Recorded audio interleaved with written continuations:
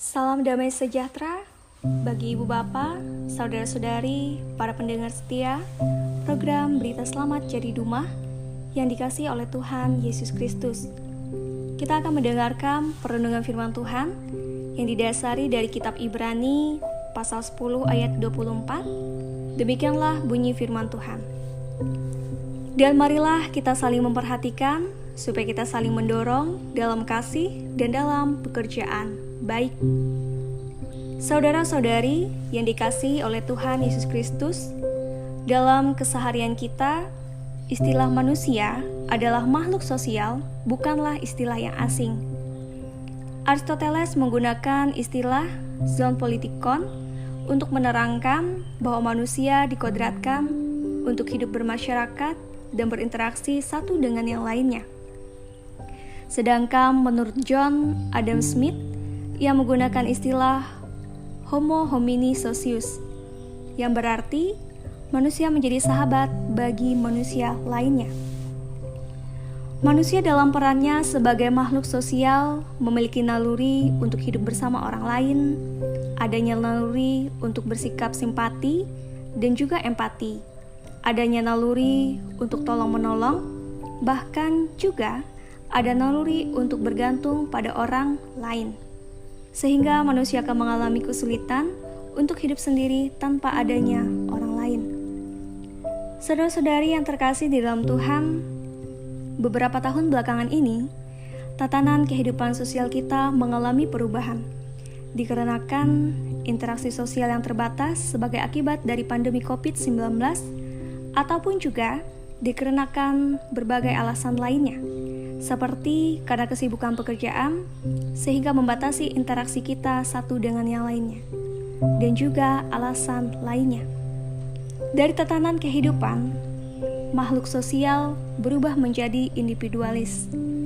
Dasar firman Tuhan dari kitab Ibrani pasal 10 ayat 24 ini adalah suatu ajakan dan juga nasihat bagi kita sekalian untuk menjalankan peran secara aktif sebagai makhluk sosial dalam persekutuan ataupun juga dalam komunitas sebagai sesama.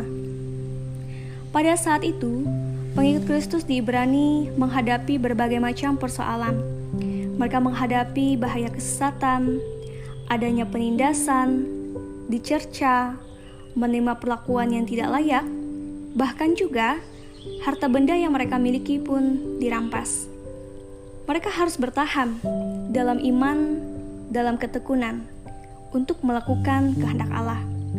Mereka mengalami perjuangan iman. Di tengah situasi kehidupan yang sulit, mereka harus bertahan. Dan caranya supaya mereka dapat bertahan, mereka dinasehatkan untuk memelihara persekutuan antar orang percaya. Mereka dinasehatkan untuk saling memperhatikan satu dengan yang lainnya.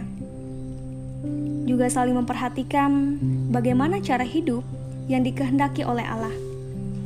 Mereka diajari untuk saling menasehatkan, saling mendorong dalam tindakan kasih, dan juga berlomba-lomba untuk melakukan pekerjaan baik. Saudara-saudari yang diberkati Tuhan Yesus Kristus, setiap orang tentunya memiliki persoalan ataupun juga pergumulan di hidupnya. Entah itu masalah ekonomi, masalah keluarga, kesehatan, pekerjaan, masa depan, pendidikan, dan sebagainya. Dalam situasi semacam ini, semua orang berpotensi untuk kehilangan semangat, untuk kehilangan integritas, bahkan juga mungkin kehilangan tujuan hidupnya. Sebagai pengikut Kristus, kita adalah sarana yang dipergunakan untuk saling menguatkan dan juga mendorong sesama dalam perjalanan hidup di dunia ini. Firman Tuhan mengajak kita sekalian untuk saling memperhatikan sesama, yakni menunjukkan sikap kepedulian dan empati, tidak berfokus pada diri sendiri, tidak menutup mata dan telinga, bersedia menjadi pendengar yang dapat dipercayai, menjadi sahabat yang mendoakan, dan juga ringan tangan dalam memberi pertolongan.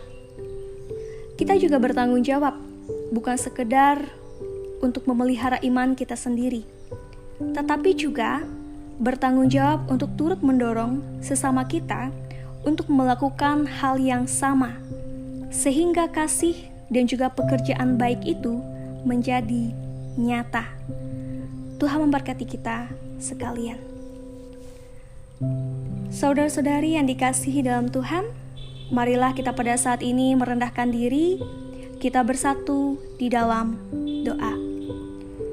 Tuhan Yesus yang penuh dengan belas kasihan, kami mengucap syukur atas firman-Mu. Berilah kami pertolongan agar mampu menjadi pelaku firman-Mu. Berilah kami juga kekuatan dan kemampuan untuk menjalani keseharian hidup kami, sehingga dalam penyertaan Tuhan kami memperoleh ketenangan dan juga kesabaran. Di dalam nama Tuhan Yesus Kristus kami menaruh pengharapan. Meskipun hari-hari hidup yang kami jalani tidaklah mudah, namun ada sukacita.